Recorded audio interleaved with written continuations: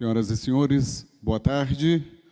Sejam bem-vindos ao segundo turno de palestras do primeiro Congresso Internacional de Ciências Policiais da Polícia Militar do Distrito Federal. Nesse instante, pedimos a todos que desliguem seus telefones celulares ou coloquem no modo silencioso.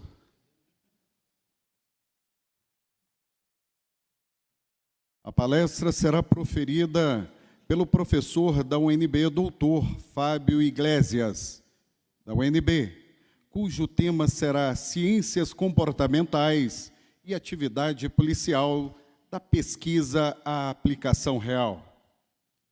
Essa palestra será coordenada pelo professor doutor e capitão da PMDF, Tiago Gomes Nascimento, que fará a moderação desta palestra.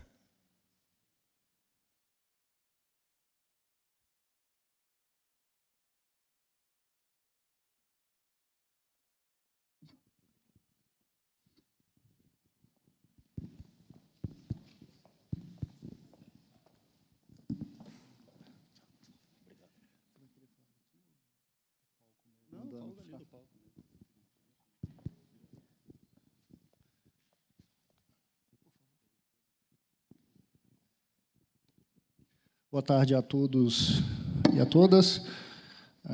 Em nome do Instituto Superior de Ciências Policiais, na presença do seu magnífico reitor, o Coronel Ferro, eu cumprimento a todas as senhoras e senhores, dando boa tarde e por terem prestigiado o nosso evento.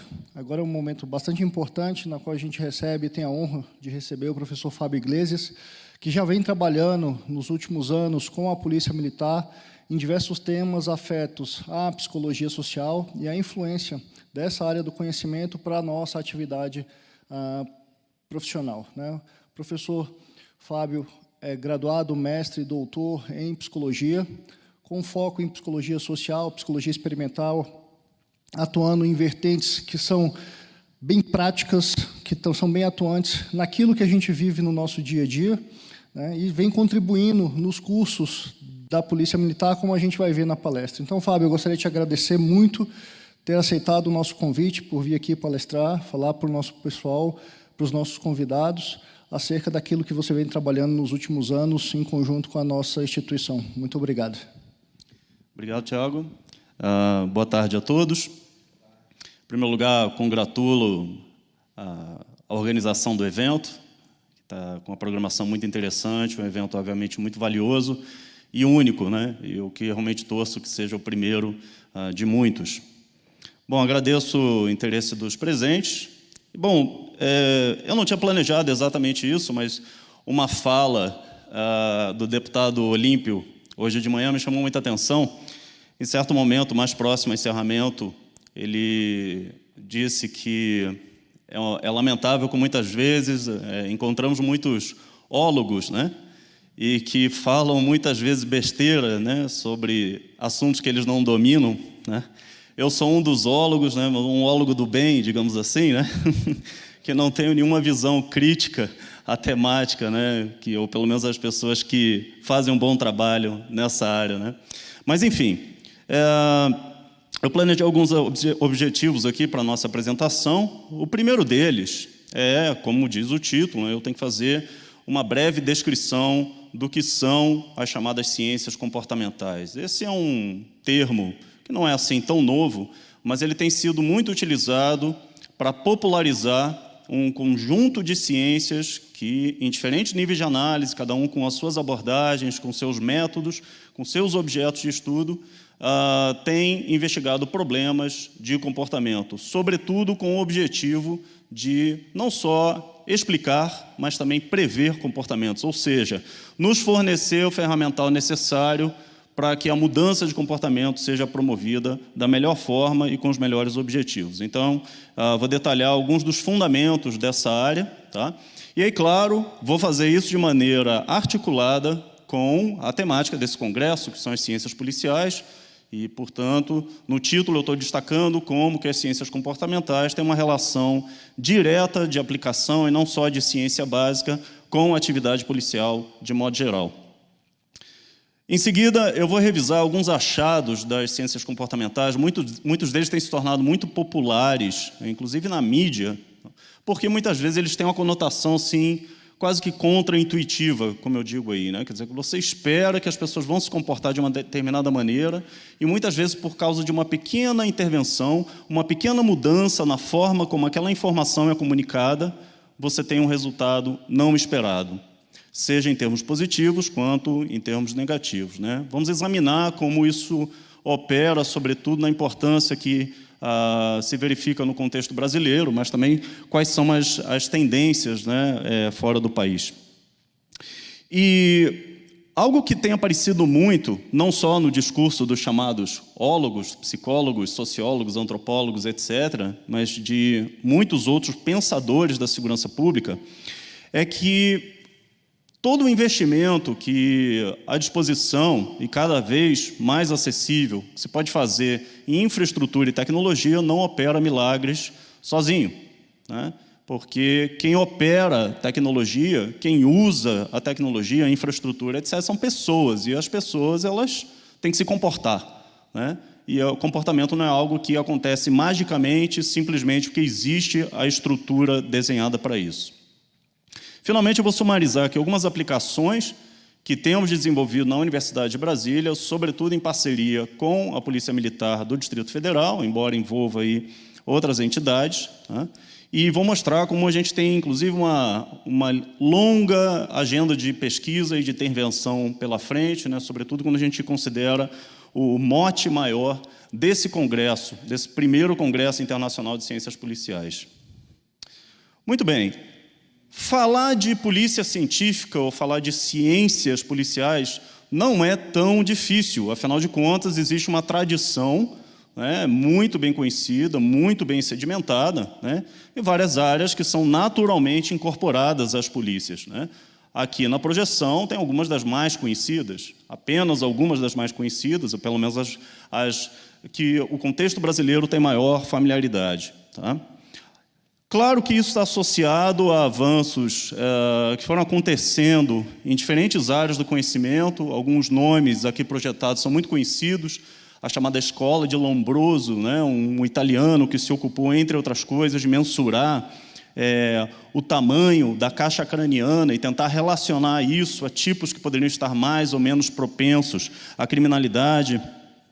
É claro que isso está muito associado a algumas pessoas que cumpriram um papel fundamental na incorporação da ciência à atividade policial, ou, por exemplo, J. Edgar, né, que é o J. Edgar Hoover, que foi o diretor do FBI que mais tempo permaneceu no cargo. Foram quase 50 anos como diretor-geral do FBI, né, e dá nome, inclusive, a vários prêmios e vários estabelecimentos associados ao FBI, né? E, claro, que isso também fica muito popularizado em vários programas de TV, né? Então, CSI, tem CSI, né? Só não tem CSI Brasília, né? Tem CSI Miami, Las Vegas, New York, etc., né?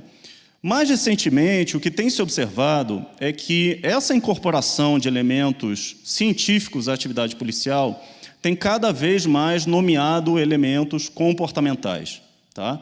Claro que isso também já aparecia de longa data. Se você for examinar, né, todas as histórias relacionadas a Sherlock Holmes, né, se você for examinar os grandes detetives na literatura, nos programas de TV, nas artes de modo geral, existe sempre esse elemento comportamental, mas ele aparecia muitas vezes assim como uma habilidade, um traço de personalidade do detetive que tinha uma perspicácia de conseguir desvendar os crimes, né? E hoje o que se argumenta, e a ciência tem mostrado, é que não essa é uma habilidade individual, né? Hoje já se conhece melhor como operam esses fenômenos.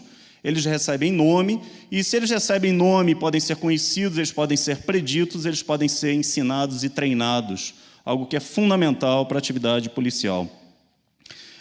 No Exército dos Estados Unidos, por exemplo, na Divisão 4 do Exército, existe aquilo que muito popularizado em várias atividades, né, como o verbum vincit, né, a palavra vence, né, que são sessões dedicadas exatamente a utilizar as ciências comportamentais, esse conhecimento, para que você mude comportamento e, sobretudo, numa perspectiva de prevenção de comportamento, por meio de estratégias que estão associadas, claro, à psicologia. Chama atenção, por exemplo, que a unidade de ciência comportamental do FBI, se é possível ver nesse logotipo, ela destaca exatamente 3 elementos, né, que dizem respeito à temática dessa palestra aqui, né? Então, treinamento, pesquisa e consultoria. Então, é claro que eles oferecem isso também para outras entidades, porque eles se tornam referência, né, nesse tipo de área. Aqui um nome que eu não poderia deixar de mencionar, David Canter, né, um cidadão inglês, que eu poderia dar a palestra inteira sobre ele, né, autor de muitos livros, né, desenvolveu uma série de protocolos de investigação, inclusive fundou o que hoje é conhecido, né, como psicologia investigativa, que envolve perfis criminais, que envolve uma série de atividades em que se relaciona elementos físico-espaciais, climáticos, geográficos, com a ocorrência de certos tipos de crime. E essas tendências, elas têm aparecido associadas a alguns termos, né? Muitos deles que aparecem em inglês, porque são até de difícil tradução, pelo menos de difícil tradução literal, né? CPTED é um deles, né? CPTED é uma sigla em inglês que indica Prevenção Criminal pelo Design do Ambiente. A sigla aqui está em inglês, né? Nudge, não confunda com nudes, né? Tá popular aí mandar nudes, né? É óbvio que eu não vou falar disso, né? Mas é bom esclarecer, né? É um termo também muito popularizado, sobretudo porque, no final do ano passado, o Prêmio Nobel de Economia, né, foi dado a um grande economista, Richard Thaler, que usou exatamente essa ideia de nudge. Também não tem uma tradução literal, mas nudge é algo como um empurrão, um empurrãozinho. E já eu vou detalhar isso, né? Marketing de normas sociais, uma das ferramentas mais poderosas para se mudar comportamento via informação. Mais do que acrescentar informações, trata-se de você mudar a maneira como a informação é veiculada, o que muitas vezes representa um custo zero, ou pelo menos um custo muito baixo e com implicações que, em geral, são muito satisfatórias, né? Bom, quando a gente fala dessas temáticas, né, mais recentes, né, é preciso reconhecer que algumas delas têm aparecido já em longa data, em algumas revistas que são proeminentes, quando a gente fala de ciências policiais, aqui algumas delas, inclusive com algum destaque no contexto brasileiro. Aqui duas, né, não são todas, mas 2 das revistas mais importantes que existem aqui no contexto brasileiro, e pouco a pouco, né, o nosso contexto nacional está começando a absorver, incorporar e, sobretudo, aplicar esse conhecimento voltado aí para a segurança pública. Bom, afinal, o que são, então, ciências comportamentais? Como eu disse agora há pouco, né, é um conjunto de ciências que se ocupa não só de compreender, mas também de prever e, portanto, de influenciar comportamentos, mudar comportamentos, que é sempre o maior desafio. As pessoas não têm dificuldade em descrever, em nomear, dizer como é, porque é, né? O grande desafio é fazer, realmente, as pessoas se engajarem em comportamentos mais desejáveis. E aí, claro, precisamos listar não somente a psicologia, com destaque para a psicologia social, mas também muitas outras áreas, algumas delas que representam os zoólogos aí que foram mencionados hoje pela manhã, né? Algumas áreas são mais recentes, como é o caso da economia comportamental, das neurociências, e outras bastante estabelecidas, como a sociologia, a antropologia, né? E o que está bastante caracterizado nesse tipo de abordagem é que há uma preocupação metodológica fundamental. Essa preocupação metodológica ela está frequentemente associada ao uso de estatística, modelos que são robustos, tá? Então, é muito mais do que uma mera teorização, é muito mais do que simples estudos de caso, né? Não que haja algo de errado com estudos de caso, mas, em geral, eles não são passíveis de generalização, enquanto o uso de modelos estatísticos permite, né, um horizonte muito maior de generalização. E ela é baseada em evidências, outro termo que está muito na moda. As pessoas hoje, por exemplo, se preocupam em medicina, falam, não, eu quero uma medicina baseada em evidências, né? Então, se eu quero esforços científicos na polícia, na segurança pública, eu preciso também de evidências, e não um simples episódio que deu muito certo numa certa cidade, num certo país, mas será que isso funciona no nosso contexto? São preocupações fundamentais. E os fenômenos eles só existem, eles só têm um status, né, de serem realmente robustos quando eles podem ser replicados. Tá? Muitas vezes, uma experiência que acontece em outro contexto, ela, infelizmente, não funciona.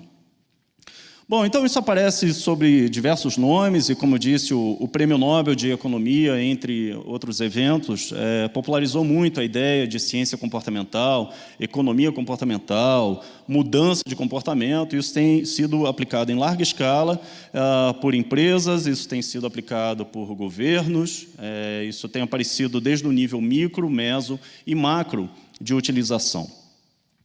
E, como eu disse, tem um papel de destaque aí para a psicologia social, não só porque é a área da qual eu falo, mas porque esses autores, né, as pessoas mais envolvidas com essas atividades, têm sido os primeiros a dizer, olha, mas os métodos, as teorias, né, os grandes estudos que dão base a esse tipo de intervenção, eles vêm da psicologia social. E a psicologia social é, por excelência, a ciência da influência social. Ela estuda como somos influenciados e como nós influenciamos as outras pessoas, né? Então, isso acontece tanto de cima para baixo, quanto de baixo para cima. Aqui estão alguns dos temas que são bastante frequentes na área de psicologia social, e alguns deles, claro, mais diretamente relacionados a problemas que envolvem a atividade policial. Por exemplo, os fenômenos de agressão, por exemplo, os fenômenos grupais, ou os fenômenos que envolvem negociação, apenas para falar alguns deles, tá? Bom, nada melhor, se eu falei de estatística e de modelos, né, do que usar uma equação que, na verdade, é bastante sumária, né, eu não diria simplória, né, mas ela ajuda a compreender que tipo de foco devemos ter quando o que está em jogo é promover mudança de comportamento, tá? Em inglês, essas siglas indicariam B de behavior, portanto, comportamento. Então, comportamento é uma função de dois fatores aí. Quais são esses fatores? P, que é a pessoa. Portanto, estamos falando de fatores individuais, fatores de personalidade, estamos falando de genética, características que, em geral, não são passíveis de mudança, tá? Mas temos a outra parte da equação, que são os fatores E. Eles estão se referindo a environment, que em inglês é o ambiente. Então, estamos falando de tudo aquilo que pode ser mudado. Por mais difícil que seja, estamos falando de educação, estamos falando de socialização, estamos falando de normas sociais, estamos falando de cultura, né? Então, diferentemente do P da equação, esses são elementos passíveis de intervenção. Aqui está o Kurt Lewin, um grande nome na área de psicologia social, teve uma importância muito grande também para muitas outras áreas do conhecimento, né? E ele é muito conhecido também por uma frase que talvez seja familiar também aqui para vocês: não há nada mais prático do que uma boa teoria. Isso não significa dizer que temos que enaltecer as teorias, as hipóteses, né? Mas significa dizer que uma boa teoria é aquela que coroa um bom conjunto de achados empíricos. É ela que dá sustentação para uma área, né? Uma área não pode ser uma mera coleção de coisas que dão certo ou que dão errado, porque dificilmente você vai conseguir generalização e transpor isso para outras áreas. As coisas mudam no tempo, no espaço, né? Bom, aqui alguns fundamentos, então, da psicologia social, antes que nós examinemos essas relações diretas com a atividade policial. Primeiro, o que se conhece nos últimos anos, e tem ficado cada vez mais evidente, é que a maneira como nós processamos informação, portanto, a maneira como nós pensamos, como nos comportamos, como percebemos o mundo, ela tende a seguir aquilo que é nomeado como um processamento duplo. Por que duplo? Porque nós temos funções que são executadas de uma maneira mais automatizada. Por exemplo, enquanto eu estou falando aqui, eu estou caminhando no palco, eu não tenho que necessariamente pensar nos meus passos, né? O meu sistema nervoso central, ele está fazendo de uma maneira bastante automatizada, né, a maneira como eu posso me deslocar, como eu posso segurar o microfone, como eu consigo verbalizar. Mas é claro que tem atividades que elas são muito mais complexas. Enquanto eu estou pensando nas minhas próximas palavras, nos próximos minutos da apresentação, eu estou, claro, fazendo um procedimento e um processamento que é muito mais complexo, portanto, ele é muito mais controlado, né? Se nós formos comparar esses dois tipos de processamento, né, fica muito claro que o processamento automático ele é menos custoso, né? Ele é mais rápido, né? Agora, ele também nos sujeita muito a erros, né? Um exemplo excelente disso é que, e muitos aqui tem esse tipo de atividade diretamente, né? Quando uma pessoa vai aprender, por exemplo, a fazer um disparo com a arma de fogo, as primeiras tentativas são um desastre, né? Dificilmente alguém vai dizer aqui, não, fiz sem o menor problema, eu acertei o alvo, eu segui todos os procedimentos e fiquei muito satisfeito com o resultado. O que acontece é que você está tentando fazer isso de uma maneira da melhor possível, e isso significa que você está usando um procedimento, um processamento que é muito mais controlado. Eventualmente, isso vai sendo automatizado, assim como andar de bicicleta, assim como dirigir um carro, né? Então, dirigir um carro é uma tarefa que, no início, ela também gera muita ansiedade, ela está muito sujeita a erros, mas, em pouco tempo, você domina aquela habilidade, e você consegue ouvir música, infelizmente, falar no celular dirigindo, conversar com outras pessoas, né? E aquilo está automatizado. De repente, tem uma freada na frente, algo que possa indicar um risco de acidente, e aí você alterna o procedimento, né, o processamento, para um processamento mais controlado, até que, eventualmente, isso seja automatizado de novo. Esse é um modelo também popularizado, veja o quanto nós devemos à área de economia. Por quê? Porque este senhor aqui, Daniel Kahneman, psicólogo social, foi agraciado também com o Prêmio Nobel de Economia em 2002, em boa parte porque ele mostrou as aplicações desse tipo de raciocínio e das falhas de processamento que nós cometemos a todo momento para a área de economia. Então, claro que isso tem uma relevância muito grande, né, para tudo que envolve mercado, consumo, etc. Foi bastante popularizado nesse livro, né, Pensar Rápido e Devagar. Bom, esse é um dos fundamentos, né? E diria, mas como é que a gente observa isso? Se eu fizesse um exercício muito rápido aqui, pedisse para que vocês nomeassem as cores, né, ninguém teria dificuldade de nomear aqui o vermelho, aqui o verde, aqui o azul e aqui o preto. Por quê? Porque existe uma correspondência direta do nome da cor com a cor que está efetivamente sendo exibida. Mas se eu fosse fazer isso de maneira rápida aqui, não vamos fazer, né? Mas certamente muitas pessoas cometeriam um erro aqui, aqui e aqui. Por quê? Porque você tem que usar um processamento mais controlado, que ele rompe a automatização, né, a que você está habituado. Tá?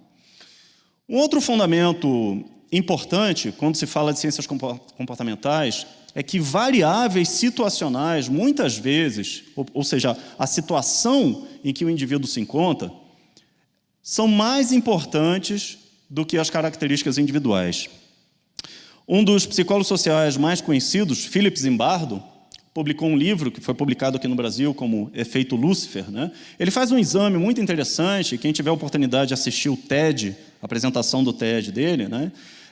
De como que pessoas que, a princípio, podem ser mapeadas como tendo traços absolutamente pacíficos, cordiais, pessoas inteligentes, pessoas que não têm nenhum tipo de histórico, de problema com a lei, se encontradas numa determinada situação que foi arranjada para promover, por exemplo, o medo, a agressão, a violência, elas vão se comportar dessa maneira. Tá? Isso não vale para todas as pessoas, isso não é uma regra necessariamente, mas o argumento dele, que é muito bem substanciado, é que essas variáveis situacionais elas têm um peso muito grande. Mais uma vez, fruto de pesquisa, quando você investiga isso com dezenas, centenas, milhares de participantes em várias culturas, e apesar dessa diversidade considerável de características individuais, as pessoas continuam se comportando mais ou menos da mesma forma, então fica muito claro que são as características da situação que estão promovendo aqueles comportamentos. Esses fundamentos eles vêm de uma sequência de estudos, eu não vou detalhar todos aqui, né, mas que mostram que, olha, a maior parte das pessoas se conforma quando, por exemplo, recebem um estímulo como esse. Né? Então, você imagina que as pessoas podem ser convidadas a dizer com qual das linhas da direita a linha da esquerda mais se assemelha. E dificilmente aqui alguém erraria, certo? O que vocês responderiam? A, B ou C? C. Ótimo. Bom, imagina nessa situação que vocês podem ver na primeira foto, que todos os participantes são instruídos a dar a resposta sistematicamente errada. Por exemplo, a dizerem que a linha correta é a B. Menos esse camarada que aparece aqui, ó. Ele é o único que está efetivamente participando do experimento como ingênuo. Tá? E aí, quando Solomon Asch, o pesquisador, pergunta, então, primeiro você, qual a linha que corresponde? Esse camarada aqui diz B, o próximo B, B. Ele olha preocupado, ele fala, ué, eu não entendi a instrução, o que está acontecendo? Será que eu preciso trocar meus óculos?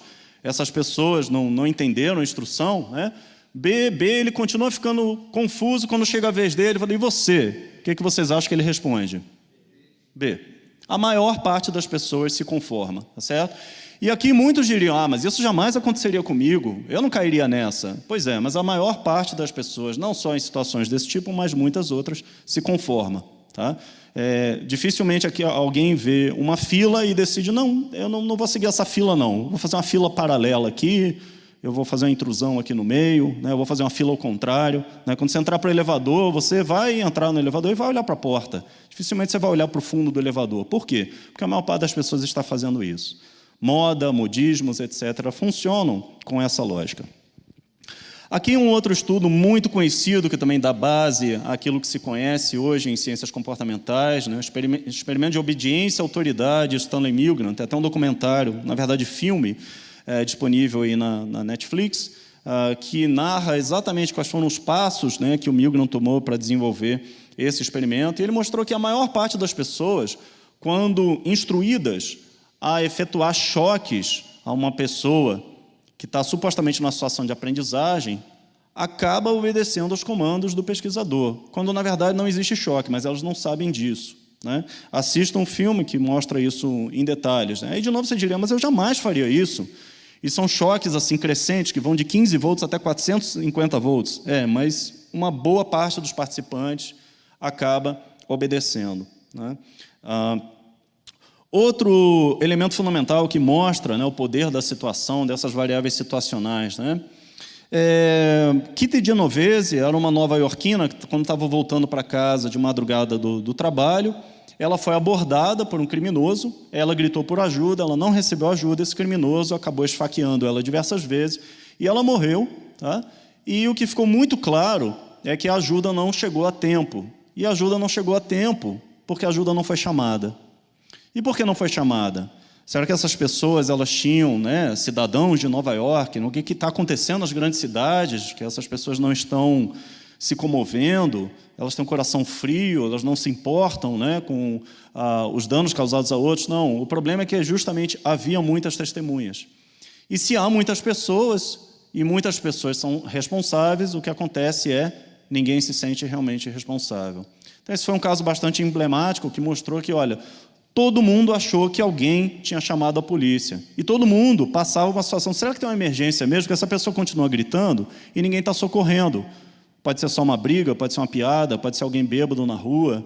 Né? Como é que eu vou saber o que realmente está acontecendo? Mas, com certeza, alguém já chamou a polícia. Bom, ninguém chamou a polícia e, infelizmente, Kitty Genovese foi assassinada. Vários estudos deram suporte a essa hipótese e mostram que é um risco muito grande quando há muitas pessoas envolvidas em situações de emergência. Tá? Outro estudo fundamental, o experimento de prisão de Stanford, também desenvolvido pelo próprio Philip Zimbardo. Nesse caso, existe um amplo material na mídia detalhando alguns que alteraram, né, o que foi o resultado realístico desse experimento, e alguns mostrando propriamente como ele aconteceu. Mas o Zimbardo, o que ele fez, ele chamou jovens, né, para participar desse experimento, deu apenas uma instrução. Primeiro ele mapeou, né, se certificou de que essas pessoas não tinham qualquer tipo de ficha criminal, eram todas pessoas sadias, mentalmente, fisicamente, né? E ele sorteou, então, essas pessoas para ocuparem papel de guarda e de prisioneiro. Eu digo, olha, mantenham a prisão do jeito que vocês quiserem. Ele simulou essa prisão usando o subsolo do Departamento de Psicologia na Universidade de Stanford, na Califórnia, onde ele é professor, até hoje, aposentado, mas está lá. E no 6º dia de experimento ele teve que interromper, porque as pessoas vestiram tanto a camisa, para usar a metáfora, elas incorporaram tanto aquele papel, ou seja, o poder da situação foi tão forte, né, que estavam começando a acontecer episódios muito graves ali, de assédio moral, de assédio físico e de violência propriamente. Aqui tem uma descrição para quem se interessar. Outro fundamento, que esse tem também se tornado cada vez mais popular, inclusive no Brasil, nos últimos anos, tá? É aquele desenvolvido por Robert Cialdini.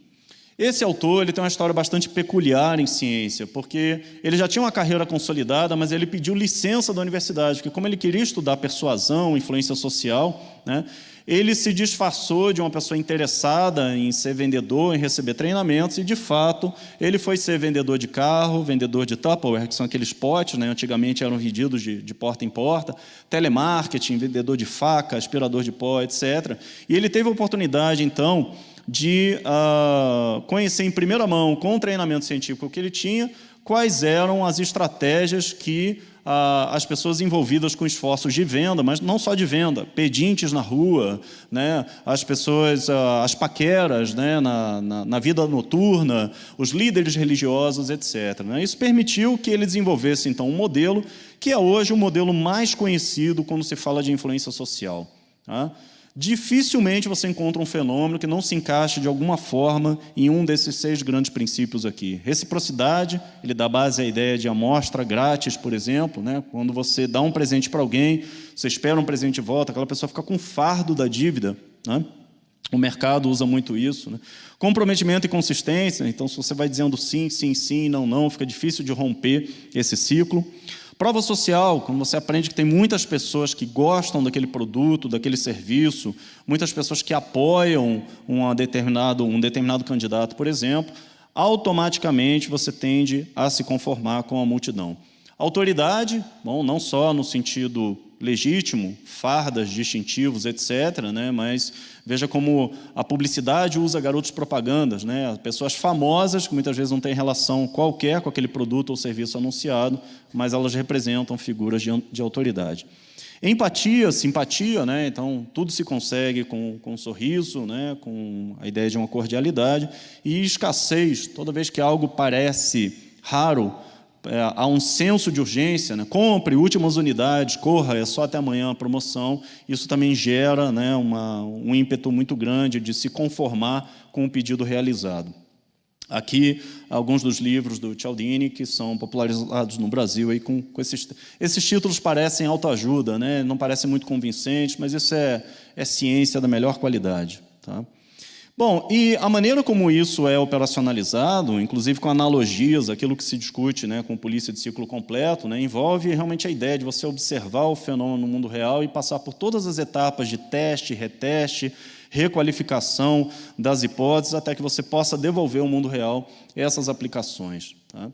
Alguns dos métodos e técnicas que caracterizam esse tipo de atividade envolvem experimentos, quando você quer controlar causas e efeitos, manipular variáveis, mas também os velhos conhecidos, né? Surveys, escalas, questionários, grupos focais, dados secundários, etc. E como lógica geral, quando se fala de ciências comportamentais, né? Eu mencionei na apresentação que muitas vezes os achados dessas áreas são bastante contraintuitivos, né? Então, veja que, quando o Prêmio Nobel reconhece, né, que um economista que está incorporando elementos de ciências comportamentais nas suas pesquisas, né, e mostra que, assim, olha, os modelos vigentes não estão prevendo bem as coisas, né, como elas realmente acontecem, né, então isso ganha novamente uma perspectiva aí fundamental. E foi assim que o Thaler, que é esse último agraciado com o Prêmio Nobel, cunhou o termo nudge. Na verdade, o termo já existe, mas ele deu outro significado para isso, né? Ele mostrou como, muitas vezes, mudar comportamento envolve você operar na arquitetura de escolhas. Mas o que é a arquitetura de escolhas? Já eu vou exemplificar, isso vai ficar muito claro. Outra lógica fundamental é que, muitas vezes, pequenas mudanças são as que geram grandes mudanças, né? Então, grandes diferenças. E, como eu disse, às vezes a maneira como a informação é passada, a maneira como, por exemplo, se pede, né? Imagine o contraste de você ter, num ambiente como esse, uma placa que faz referência direta a uma lei, inclusive com menção lá à lei, e que diz proibido fumar. Aí você tem todo um amparo legal. Isso gera um tipo de reação que, num ambiente como esse aqui, provavelmente seria muito bem tranquila, né? As pessoas não achariam razoável fumar num ambiente fechado como esse, pelo menos não no ano que a gente está, talvez em anos passados. Contraste isso com a mensagem que diz, obrigado por não fumar. Veja, o objetivo é exatamente o mesmo, mas a maneira como a informação foi passada faz toda a diferença. Esse é um exemplo de framing, enquadramento, outro termo que a gente não traduz literalmente. Tá? Existe toda uma argumentação que foca na ideia de small, big. Por que small, big? O pequeno, grande. São pequenas mudanças que se fazem. Esse exemplo da placa ele é muito bem sucedido entre inúmeros que poderiam ser mencionados, né? Porque gera menor reatância das pessoas. As pessoas acham uma placa como essa até bastante simpática. Falam, não, tudo bem, vou fazer essa gentileza, está pedindo com carinho, eu vou apagar meu cigarro, né? Enquanto uma placa que diz proibido fumar, né, sob pena da lei, em muitos contextos as pessoas não aceitam, falam, agora mesmo que eu vou fumar, né? Só porque está dizendo aí que eu não posso. Né? Qualquer coincidência com o brasileiro não foi intencional, tá certo? Bom, falamos, né, de variáveis situacionais, falamos de framing, né?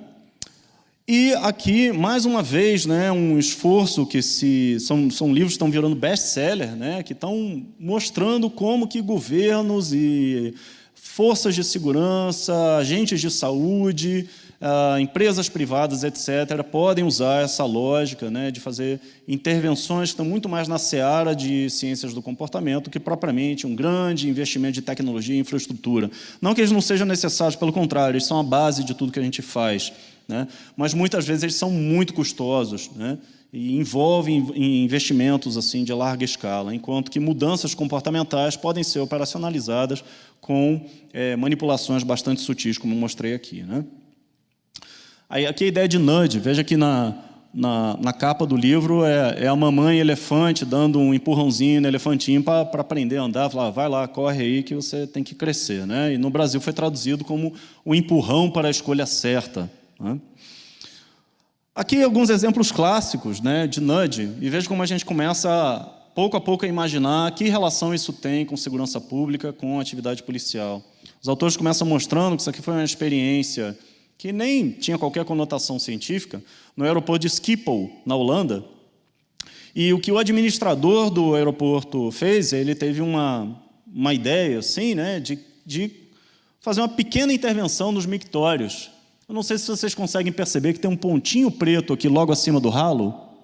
O que ele fez ali foi colocar um adesivo de uma mosca. Exatamente isso. Ele colocou adesivo de uma mosca. E o que ele encontrou em pouco tempo, e esse efeito se percebe em várias situações, é que isso reduziu em cerca de 80% o respingo de urina em torno do mictório. Aí você pensa, mas qual é o problema do respingo de urina? O problema é o seguinte, né? Você tem ameaças à saúde, você tem muito mais tempo para limpar, você precisa de mais pessoal, portanto, você precisa de mais água, de mais produto, né? E claro que isso gera uma insatisfação no usuário, ainda mais no aeroporto de altíssimo movimento. Aí você fala, pô, mas essa mosquinha, o que acontece, né? E quem é homem certamente se identifica com isso, né? É que é irresistível, né? Se você vai fazer uso no mictório e tem qualquer tipo de coisa que pareça um alvo, né? Ali está uma excelente oportunidade, né, para você praticar alvo, né? E o que é mais interessante é que você poderia dizer, tá, legal essa mosquinha, mas vale a pena? Bom, pergunto para vocês, quanto vocês acham que custa esse camarada mandar imprimir dezenas de adesivos de mosquinha desse tamaninho? Ele imprime uma folha A4, que provavelmente cabem centenas dessa mosquinha, ela vai lhe colando em cada mictório e pronto, você tem um efeito excelente. Ele não resolve o problema, mas se você fizer uma análise de custo-benefício, ela é fantástica. Né? E o que está em jogo aqui? Comportamento. Tá? Você poderia desenvolver um mictório assim, mais sofisticado, desenhado pela NASA, que provavelmente você não teria o mesmo efeito, porque é um problema de comportamento. Né? As pessoas, né, podem acabar sujando o ambiente muito mais do que se espera. Outros exemplos envolvem, por exemplo, como você promove a alimentação mais saudável. Ora, deixe os alimentos mais saudáveis mais visíveis, mais disponíveis. Né? E se o foco é criança, por exemplo, coloque ele na altura dos olhos das crianças nos supermercados. Infelizmente, não é. Em geral, o que está na altura dos olhos é fast food, né? Junk, refrigerante, etc. Né? Conseguem entender o que está aqui nessa figura?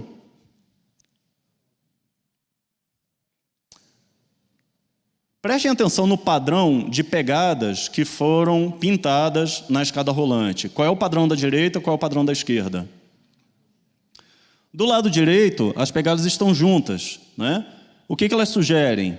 Elas sugerem, se você vai ficar parado, em geral parado, você fica com os pés paralelos, você fica do lado direito. Mas se você quer andar, está com pressa, você tem que usar a parte da esquerda. E a marcação na escada rolante está sugerindo isso, porque você tem um passo à frente do outro alternadamente. Isso é muito mais eficiente do que você colocar uma placa em que você insiste que as pessoas têm que ser gentis, que as pessoas têm que ser cordiais, ou você fazer uma lei proibindo as pessoas de ficar do lado esquerdo, ou você colocar ali alguém para fiscalizar esse tipo de comportamento. Não existe nenhum aviso, não existe nenhuma informação explícita. Ela é implícita. E o que acontece com a maior parte das pessoas quando vê isso? Elas se conformam, elas automatizam o comportamento, nesse caso, para algo que é muito desejável, porque você garante o melhor fluxo. Tá? Da mesma forma, essa é uma experiência que tem sido utilizada, começou a ser utilizada no metrô de Nova York, e isso se popularizou para vários ambientes, né? As pessoas não gostam de subir ou descer escada, elas preferem a escada rolante, só que a escada rolante, né, você tumultua o fluxo, você tem a maior propensão de que tenha problemas ali mecânicos, eletrônicos, então isso exige manutenção, gasta mais energia, etc. Então, o que você faz? Você pinta a escada de teclas de piano, de preferência você coloca ali notas musicais que acendem, etc., né? E até um senhor de idade, né, com provavelmente muito maior dificuldade de locomoção, ele se sente atraído, porque a atividade passa a ser mais lúdica. Aí você pensa, mas que besteira isso, que nada a ver. Bom, nada a ver, você pode achar como você olha uma pessoa só brincando ali na escada. Mas veja o efeito cumulativo disso. Você está economizando energia e está promovendo saúde, olha que interessante. Inclusive, uma maior interação social, porque as pessoas cruzam mais o olhar. Então, veja o efeito acumulado que isso tem em termos de saúde pública, de prevenção de doenças cardíacas, de sedentarismo, etc., com uma pequena intervenção, mais uma vez com um custo muito baixo, um benefício bastante alto. Vocês saberiam dizer quais são os países onde há mais doação de órgãos? Alguma ideia? Não é o Brasil. Bom, por acaso é a Espanha. Então você poderia pensar, mas os espanhóis eles são mais generosos, tem algum motivo religioso, tem algum motivo assim, secular na história da Espanha? Não. O que mais explica porque alguns países doam bastante órgãos e outras não, é o que a gente chama de opt-in, opt-out, optar por estar incluído ou optar por estar excluído. O que acontece é que nos países em que quando, por exemplo, você vai registrar, vai fazer um pedido de carteira de habilitação, se tiver marcado já o quadradinho, tá? E a instrução for desmarque o quadradinho se você não quiser doar órgão, a maior parte das pessoas não desmarca o quadradinho, porque é o default, né?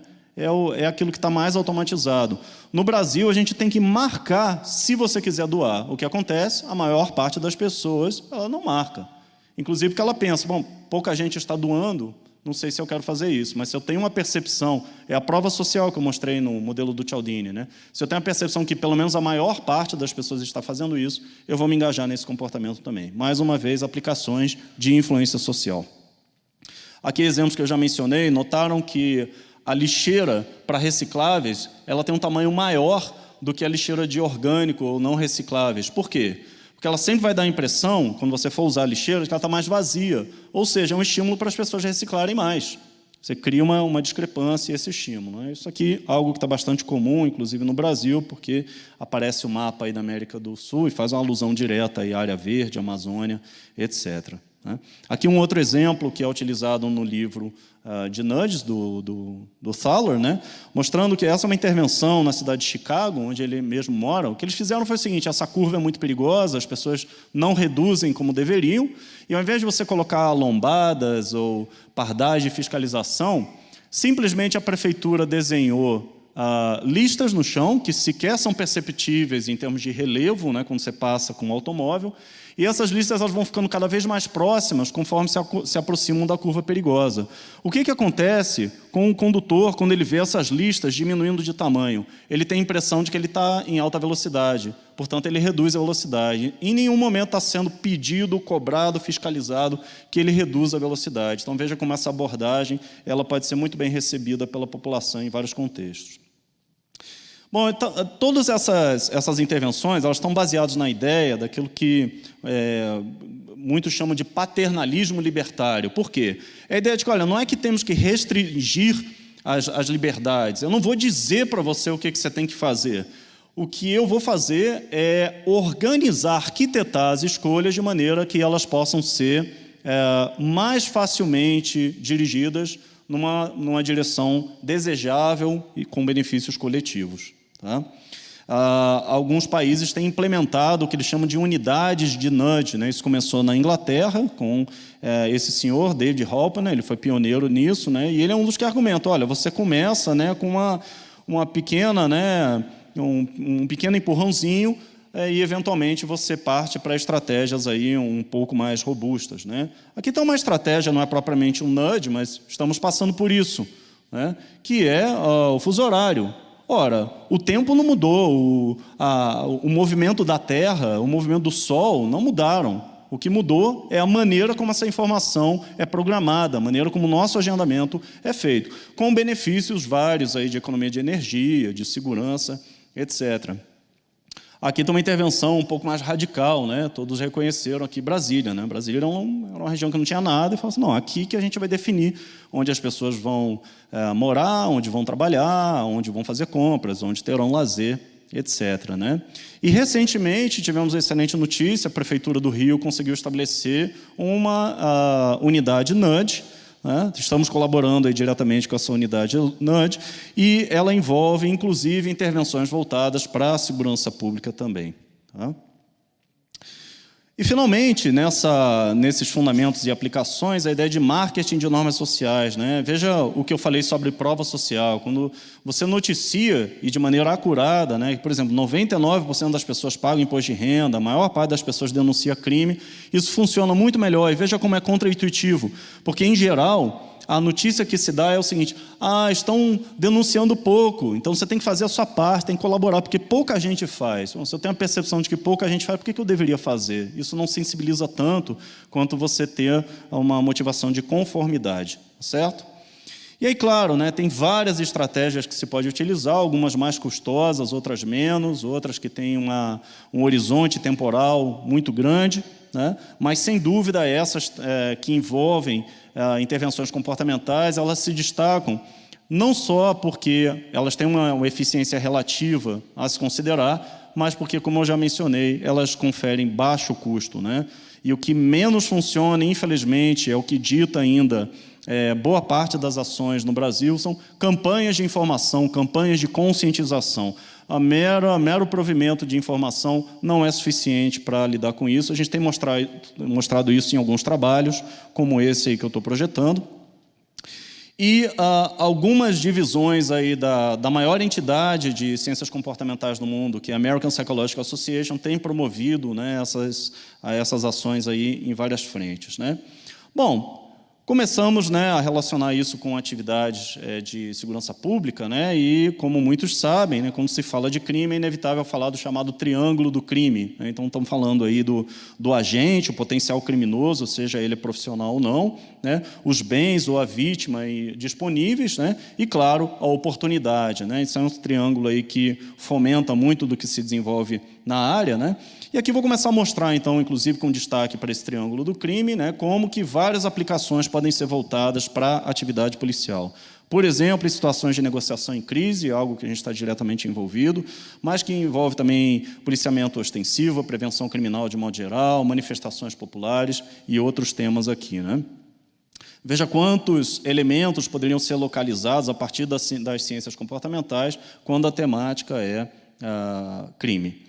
A teoria das janelas quebradas é um desses destaques. Né? Poucos sabem, mas a origem dessa teoria é justamente na psicologia social, e o que essa teoria prevê é que, se você tiver pequenos indícios de desordem, você pode ter um efeito dominó. Né? Então, por que a ideia da janela quebrada? A pessoa passa na porta de um prédio, vê uma janela quebrada, no dia seguinte também, na semana seguinte também, isso é um convite, então, para a intrusão, isso é um convite para a criminalidade, prostituição, que aquilo vira um ponto de venda de drogas, etc. Né? É o que dá base às políticas de tolerância zero, como a bem-sucedida do prefeito Rudolph Giuliani em Nova York, alguns anos atrás. Né? Veja, né, o que um ambiente assim sinaliza, né? Coisa boa realmente não é. Tá? Boa parte desses esforços estão associados àquilo que eu já nomeei, CEPTED, né? Então, a prevenção criminal pelo design do ambiente. Temos no Brasil já um interesse crescente nessa atividade, existe uma associação internacional de CEPTED. Né? E aí eu pergunto para vocês, né, qual dessas duas residências aqui é a mais segura? A maior parte das pessoas julga que essa seja mais segura. Por quê? Porque você tira a visão de um potencial criminoso, né? Mas quando você vai entrevistar os criminosos e você vai ver as estatísticas, você vê que essa casa é a mais segura, porque o vidro, né, deixa o potencial criminoso muito mais acuado, né, de tentar invadir aquela residência, por exemplo, fazer reféns, etc. O mesmo vale para áreas verdes, né? Todo mundo adora uma rua bastante arborizada, mas é claro que essa segunda aqui, por mais feia que pareça, ela é muito mais segura, porque os moradores têm uma visão clara, têm uma vigilância natural da rua e, portanto, potenciais criminosos também vão se sentir mais acuados, que eles vão olhar para cima e falar assim, alguém vai me ver, vai chamar a polícia, né? E enquanto que na primeira foto ele sabe que ele praticamente desaparece. Tá? Bom, aqui alguns esforços que a gente tem desenvolvido junto à PM em várias frentes e que envolvem, por exemplo, né, treinamentos voltados aí para CEPTED. Né? Aqui está o Major Sena, que trabalha conosco, aí presente, né, grande especialista em CEPTED. E tem dimensões da CEPTED, né, que envolvem não só esse planejamento urbano macro, né, mas envolve também a atividade última lá do policial, lá, que está fazendo policiamento de rua, né, e que pode instruir os moradores e que pode cumprir um papel muito grande, né, em garantir que esses elementos aí de prevenção criminal pelo design do ambiente sejam operacionalizados. Né, que duas fachadas de loja, certamente, uma muito mais segura que a outra. Infelizmente, o comércio nem sempre adota, né, essas premissas. Aqui uma figura fundamental, né, o Coronel Bondaruk, da Polícia Militar de Santa Catarina, né, que tem livro, inclusive, sobre a CEPTED, né, que ele chama de prevenção do crime através do desenho urbano. Aqui alguns instrumentos que nós temos desenvolvido recentemente, né, para medir esses elementos e, sobretudo, implementar esses elementos aí de CEPTED, que envolve territorialidade, manutenção do espaço, etc., né? Poda de árvore, garantia de manutenção dos parquinhos, parques públicos, etc., né? Aqui um outro trabalho que nós fizemos com a Polícia Civil do DF, nesse caso, mais voltado para testemunho ocular, então, o falso relato de crime e a conformidade, quando as pessoas vão relatar crime, é algo muito grande, né, e que muitas vezes ameaça sobremaneira o trabalho de investigação policial com todos os seus desdobramentos, né. Algumas atividades em que temos feito essas aplicações junto ao BOP, o Batalhão de Operações Especiais aqui no DF, né. Veja como existe toda uma tradição voltada, né, para treinamento e negociação e como eles envolvem muitas vezes técnicas que às vezes dão muito certo. Todo mundo conhece esse caso dos anos 90. O policial se disfarçou de cinegrafista para se aproximar e conseguir imobilizar, né, o causador do evento crítico e situações, infelizmente, né, que resultaram em grandes desastres, aí, com falecimento e opinião pública, obviamente, tendo uma reação muito negativa. O Batalhão de Policiamento Turístico, trabalho desenvolvido pelo nosso grupo, que envolve estratégia de combate ao tráfico humano. Parece não ser um grande problema em Brasília, mas estamos falando da capital do país e, obviamente, muita gente passa por aqui, além de todos os trabalhos que envolvem problemas regionais, né? Um trabalho que desenvolvemos na semana passada, junto ao Centro de Comunicação Social da PMDF também, né, que envolve, em boa parte, analisar e aplicar como esse conhecimento pode ser utilizado para a comunicação institucional, para a comunicação interpessoal, como é que os alertas de risco podem ser melhor recebidos pela população, entre várias, como reagir melhor à opinião pública, entre outros problemas, né? Temos mostrado como opera, por exemplo, a atribuição de causas e a percepção de causas pela população quando acontece algum evento indesejável, um episódio criminoso, ação da polícia, como está a confiança na polícia, etc. Então, são todos potenciais problemas de serem tratados assim, né? As pessoas lidam, de modo geral, com a lei, em vários contextos, né? Elas se recusam, elas não querem receber ordens, elas acham que não funciona, para que denunciar, para que ligar para a polícia não vem, e coisas assim. Nós temos investigado também algumas dessas barreiras aí que atrapalham esses processos de mudança de comportamento. Também temos promovido, claro, né, que a academia conheça melhor o trabalho das polícias, né, por exemplo, visitando, né, as instalações da da própria polícia, né? Aqui um trabalho que envolveu o Conselho Nacional de Segurança Pública, porque o Conselho Federal de Psicologia tem um assento garantido lá, então eu estive por 2 anos lá e usei boa parte desses 2 anos para tentar promover aquilo que eu estou sumarizando exatamente aqui na palestra de hoje. Tá? E, claro, né, trabalhos super valiosos que têm envolvido aqueles elementos situacionais a que eu me referia, né? Elementos geográficos, perfis criminais, né? Temos, por exemplo, o Lucas Matsunaga no nosso grupo à frente aí desse tipo de atividade. E, claro, tem que reconhecer aqui trabalhos fundamentais, como, por exemplo, né, do capitão Tiago Gomes Nascimento, que envolve o uso da psicologia social para problemas diretamente relacionados a, por exemplo, armas de fogo, como os policiais são vistos, né, adoecimento policial, etc. Aliás, vários dos colegas envolvidos com esses trabalhos, né, então, o capitão Macedo, o capitão Paulo Henrique Alves, Major Leonardo Borges, mencionei Major Sena e muitos outros, né, que têm exatamente fomentado essas interfaces. Aqui, não vou me detalhar muito sobre isso, mas uma das linhas de pesquisas fundamentais é compreender por que as pessoas cometem atos transgressivos. A maior parte das pessoas não é má, elas não têm uma índole criminosa, elas se valem das oportunidades. Lembrem do triângulo do crime, né? E muitas vezes o que elas fazem é justificar para si mesmas e para as outras pessoas, né, esses atos transgressivos, né? Por exemplo, né, dizendo, não, eu matei, mas é porque xingou minha mãe, foi para defender minha honra. Ou então, não, todo mundo faz isso.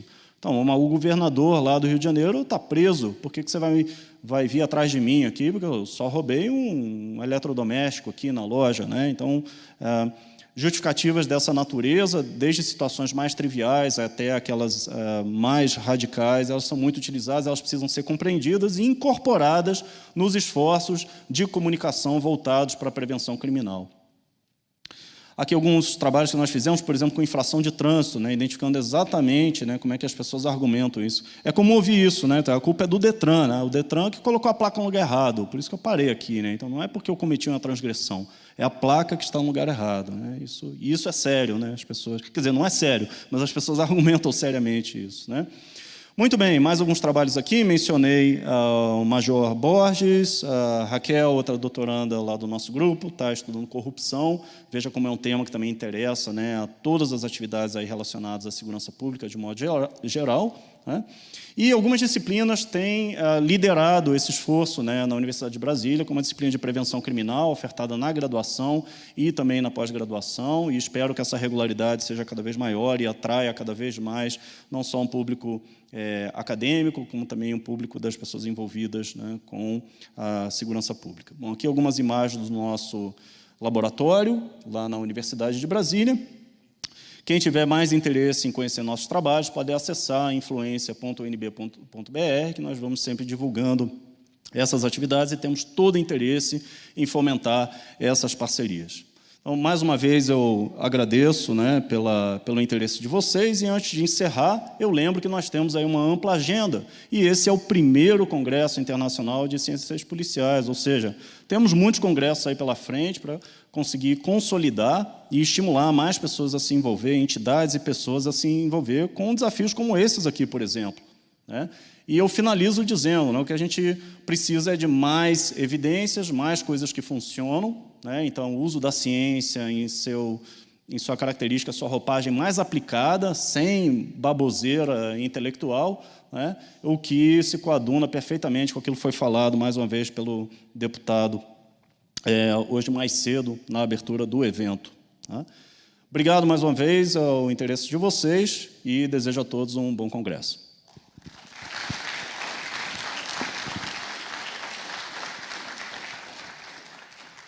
Desculpa que eu estourei o tempo aí um pouquinho. Muito obrigado ao professor Fábio. Se você quiser sentar, Fábio, pode ficar à vontade. Antes de mais nada, como moderador e mediador, antes de eu abrir as perguntas à plateia, o pessoal do cerimonial está passando um papelzinho, mas eu acho que, como a gente está num ambiente um pouco mais tranquilo, a gente pode fazer perguntas com microfone mesmo, para quem quiser. Tá? E, antes de mais nada, agradecer a você, Fábio, novamente pela parceria. A sua palestra abriu caminhos para que todo mundo pudesse refletir acerca da nossa atividade, do que é o fazer polícia, do que é a atividade policial, de como nós nos inserimos nessa sociedade, como é que nós podemos modificá-las de diversas maneiras, de uma forma que eu não preciso de mudar leis, né? Tomando de emprestado as palavras do Major Sena nos bastidores ali, eu não preciso modificar leis, eu não preciso modificar cidades, com pequenas intervenções eu sou capaz de modificar comportamentos, condutas e aí ajudar. Isso está ao alcance de qualquer policial que esteja desenvolvendo as suas atividades. Então, a UNB já tem uma parceria muito grande com a PMDF, tem a professora Cristiane Fayad, que nos ajuda em uma outra seara, amanhã a gente tem uma palestra dela também. Então, essa abertura entre a universidade e a polícia, no DF, ela se processa de uma maneira extremamente proveitosa para ambas as instituições, né? Tanto a universidade tem ganhado com a presença de policiais, para a gente tentar resolver problemas do mundo real, assim como nós temos muito a ganhar com essa parceria com as universidades. Então, eu agradeço ao professor Fábio por tudo que ele tem feito dentro da PMDF. E eu estou aberto aos questionamentos, às perguntas que todos podem fazer.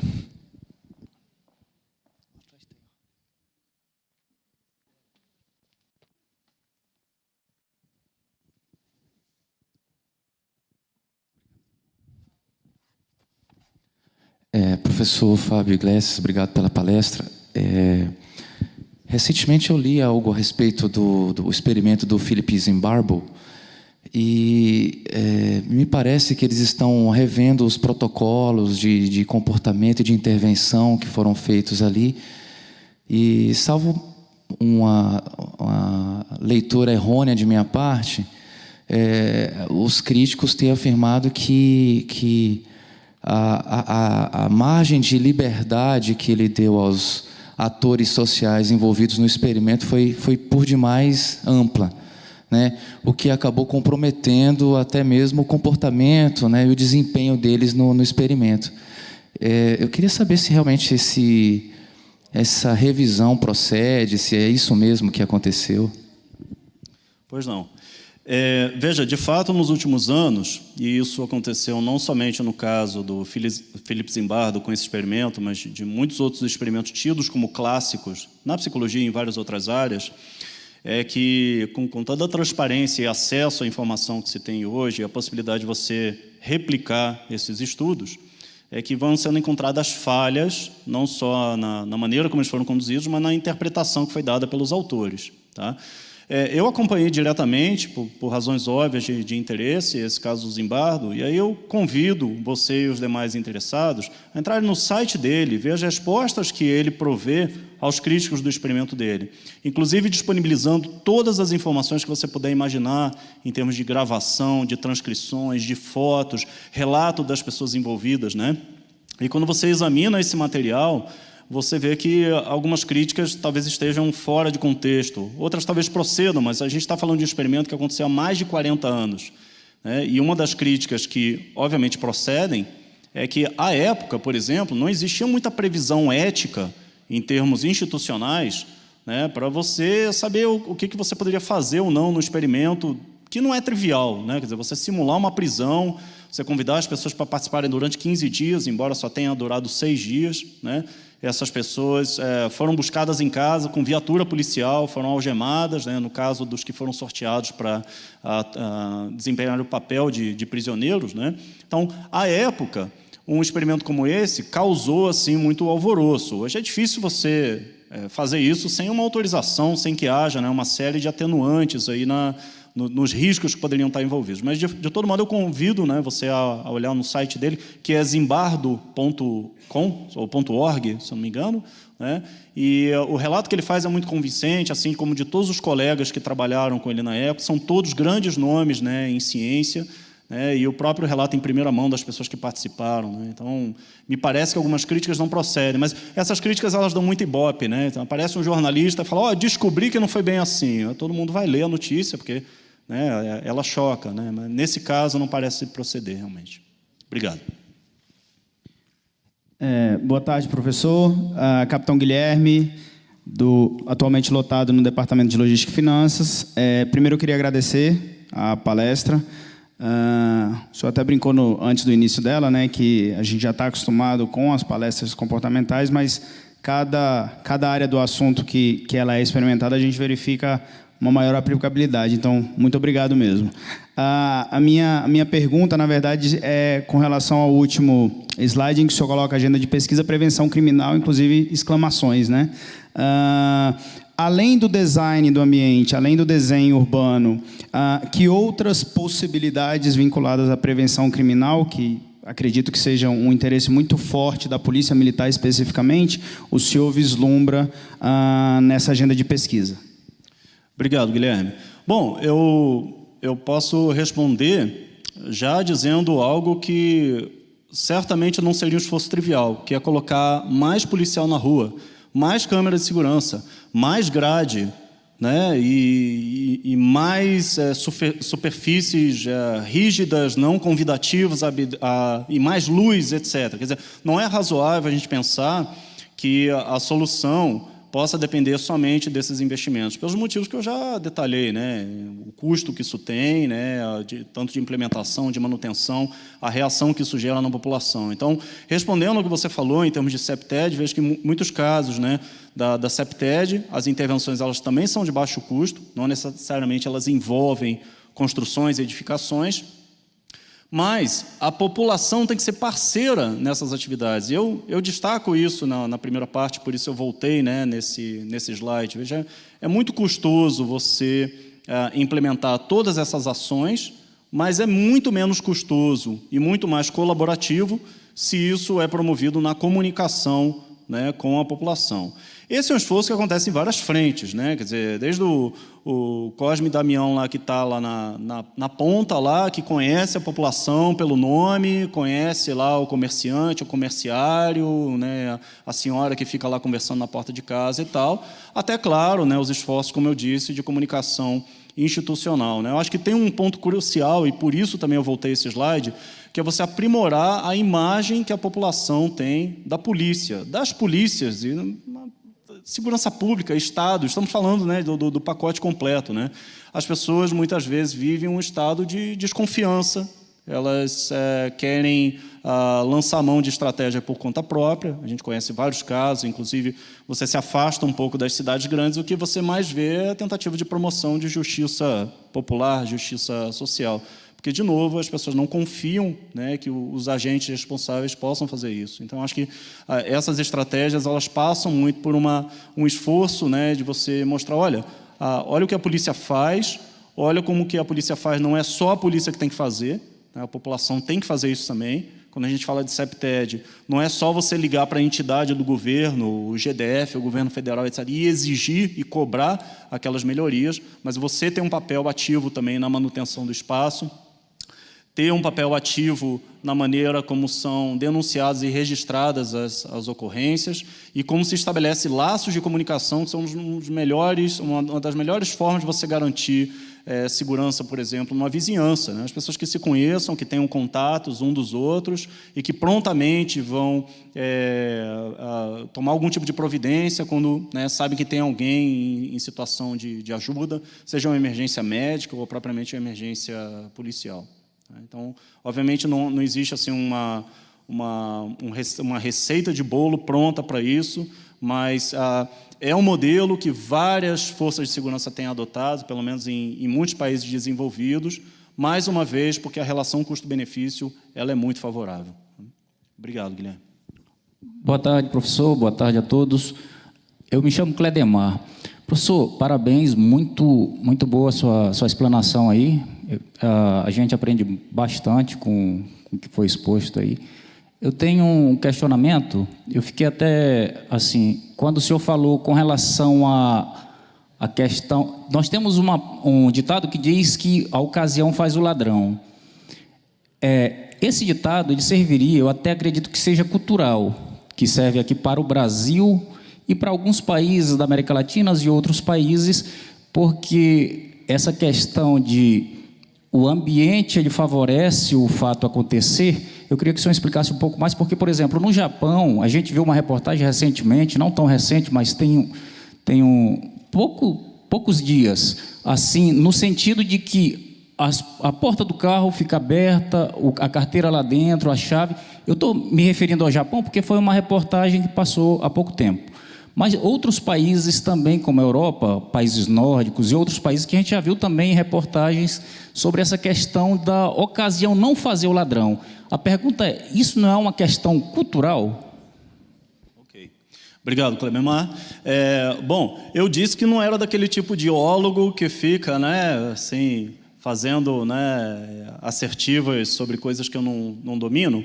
Mas, certamente, o que eu posso dizer é que isso tudo que foi apresentado aqui, e todo esse recado das ciências comportamentais, não é, de modo algum, uma tentativa de desculpar o indivíduo e responsabilizar a situação ou a oportunidade, né? De modo algum é isso que está em jogo. É claro que existem diferenças individuais, é claro que elas são fundamentais, né? O capitão Gomes aqui mencionou o trabalho da minha colega, Cristiane Fayad, que trabalha com avaliação psicológica. É fundamental a gente reconhecer que tem pessoas que têm perfil para isso, outras que não têm, assim como tem pessoas que têm maior propensão à criminalidade e outras que não têm, e assim por diante. Mas o que você menciona sobre o Japão valoriza exatamente um dos argumentos aqui. Veja como as variáveis situacionais, naquele contexto, são todas orientadas para seguir a lei, para uma conformidade, para promover pró-socialidade, né, benefícios coletivos.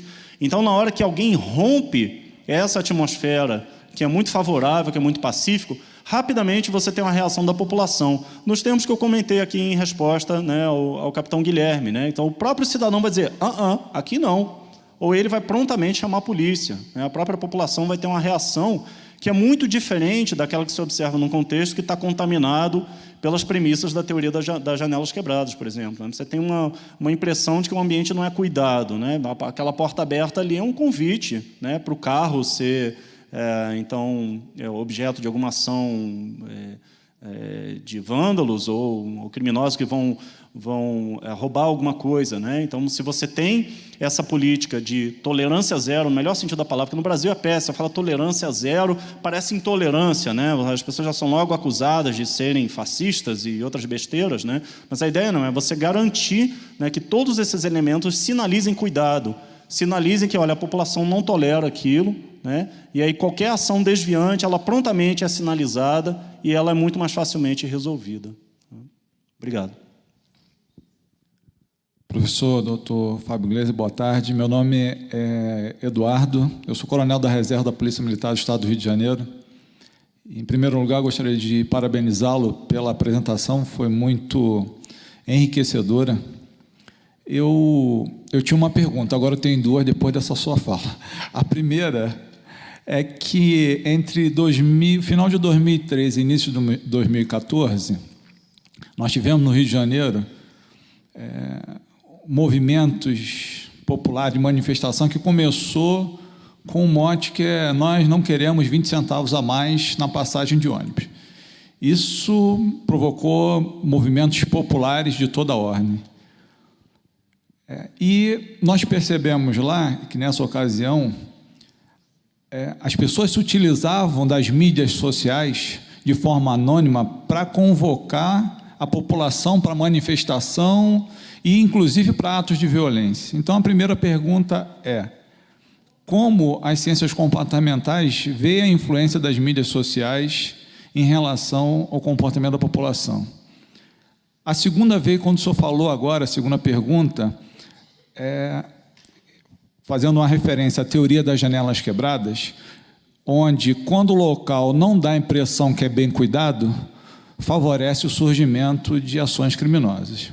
Aí eu pergunto, no Rio de Janeiro, nos aglomerados urbanos de exclusão que a gente tem por toda a parte lá, que dá a impressão que não são cuidados pelo próprio Estado, o que isso influencia também no comportamento das pessoas que lá vivem, no comportamento do policial, que por vezes tem que trabalhar naquela área e 5 minutos depois tem que trabalhar numa área de alto índice de desenvolvimento urbano, por exemplo, melhor dizendo, como Copacabana. Ele desce do Morro do Tabajara e cai na Avenida Atlântica. Então, o que isso afeta ao população, como isso afeta a população e como isso afeta ao policial também. Eduardo, muito obrigado. Somos conterrâneos e eu conheço em primeira mão essa realidade, né, que você acabou de descrever. Bom, obrigado. Em primeiro lugar, sobre o papel das mídias, né, das redes sociais, sobretudo, né? Bom, então, havia uma expectativa, quando começou a se popularizar mais fortemente Facebook, Twitter, etc., só para falar os mais conhecidos, né? Que não, agora o mundo vai mudar, né? Agora a democracia ela vai conquistar de vez, né, o planeta Terra, porque as pessoas vão ter acesso livre à informação, como as outras pensam, e elas vão poder lutar por seus direitos e promover boicotes e manifestações, etc. Não é isso que se observa. Claro que fica muito mais fácil que se consiga organizar, por exemplo, manifestações como essa, mas quais outras aconteceram depois daquelas? Por que não aconteceram? Pelo menos daquele porte. A gente não observou isso.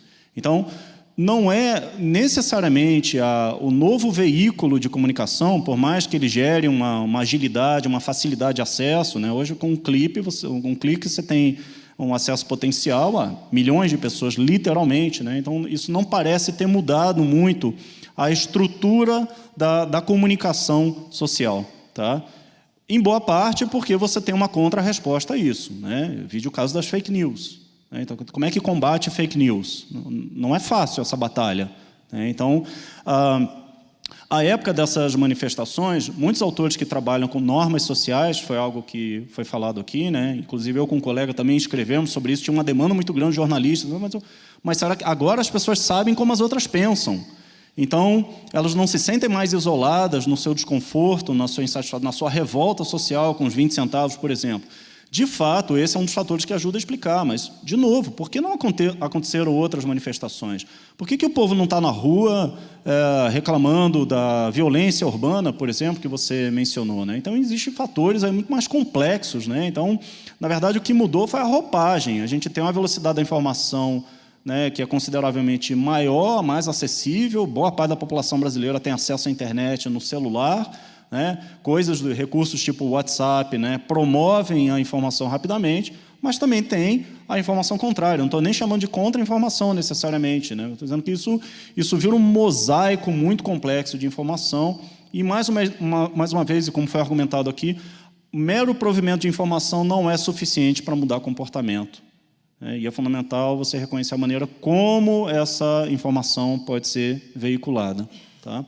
A segunda parte da sua pergunta, eu diria assim, lamentavelmente, nem tem muita resposta para isso, porque a situação ela parece tão caótica, né, que você veja, bom, mas o problema quer dizer que se a gente agora garantir essas questões estruturais, arquitetônicas de limpeza, vai resolver o problema? Não vai, porque o problema é em rede, né?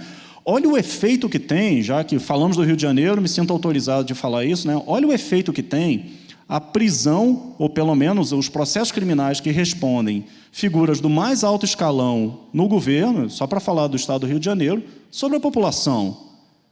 Eu estou ali, eu estou com pressa, né? Eu estou com medo de ser assaltado, eu tenho qualquer tipo de desculpa, desengajamento moral, como eu falei, né? O sinal está vermelho para mim, o pedestre está atravessando a rua, mas o governador está preso.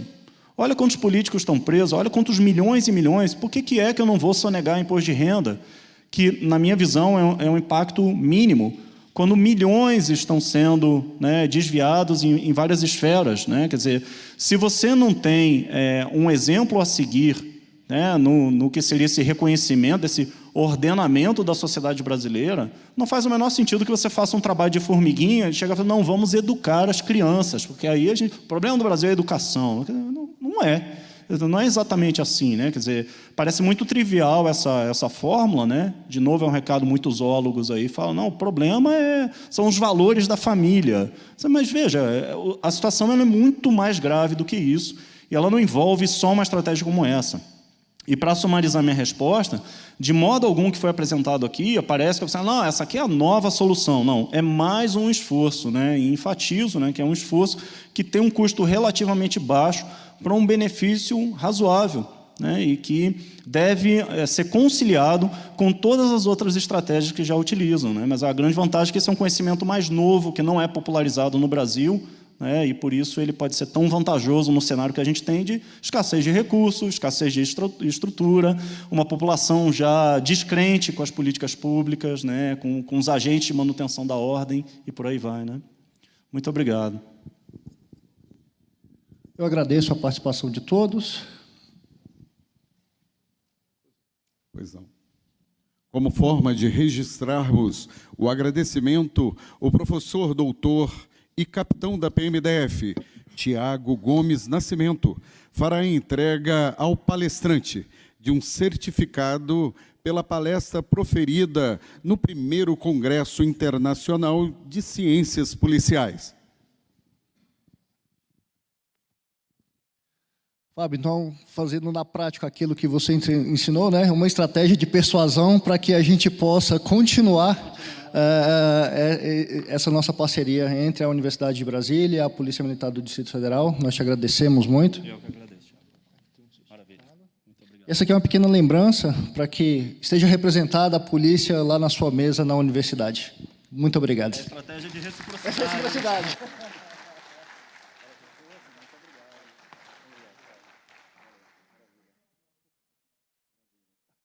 O pessoal está pedindo as notas, né? Aluno nunca muda. Muito obrigado, professor. Obrigado.